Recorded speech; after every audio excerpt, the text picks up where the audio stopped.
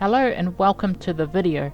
Today we will be taking a look at the 1975 DS23.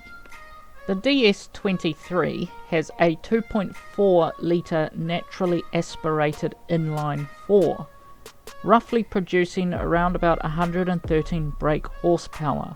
It also has a 4-speed transmission gearbox equipped as well. The first time the DS23 appeared in the Horizon series was in Horizon 4. It was part of Update 35. It has now returned to Horizon 5 as part of Series 31. So yes, it is a returning recycled car at this point. I definitely do prefer driving this returning DS23 over the Volkswagen ID4, as I felt this was far more fun to drive. If you didn't know, the DS23 has hydro-pneumatic suspension, which is basically gas, so there is no springs required, and it is quite often a smoother ride than suspension setups.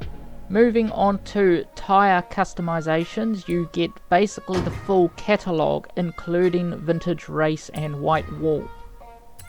The DS23 was also one of the earliest cars to actually get disc brakes instead of the usual drum brakes. The difference between a disc brake and a drum brake is that a disc brake disperses heat better, where a drum brake kind of seals it in.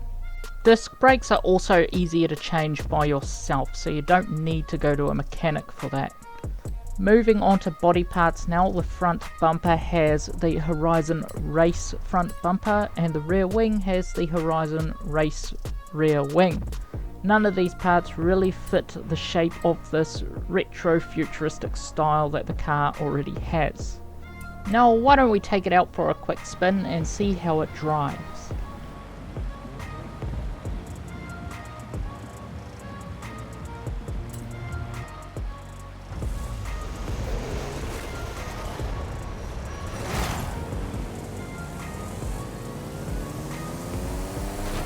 I didn't see that pale trident there.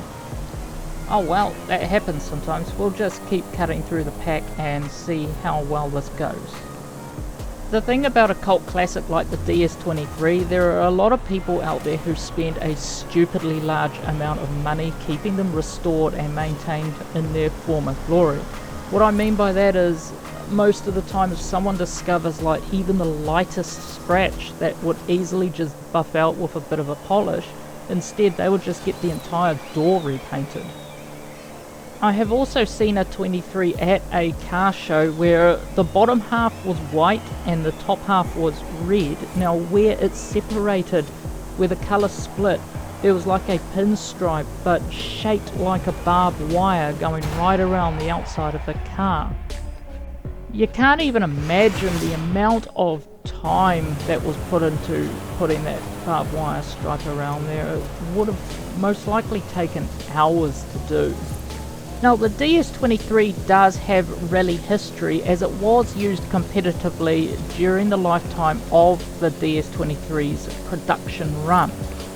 Now that production run lasted from 1955 to 1975, where well over 1 million DS23s were made. Horizon 5 labels this car as a DS23 when in fact it is a Citroen 23. I should have known this from Horizon 4, but I just didn't think about it really. I thought they were the same. Because Horizon 5 has labelled it as a DS23, so I think for now I'm just going to refer to it from here on out as the DS23 because that's what it states in the game, but we all know it's a Citroen. See, this is a fine example of what happens when you don't have quality control in your development studio, or you don't check things before you release the updates. Knowing that both cars in the storm season of the playlist have their issues, I am now beginning to wonder about the dry season and the hot season. Are those cars going to be fine, or are they also going to have their problems due to lack of quality testing?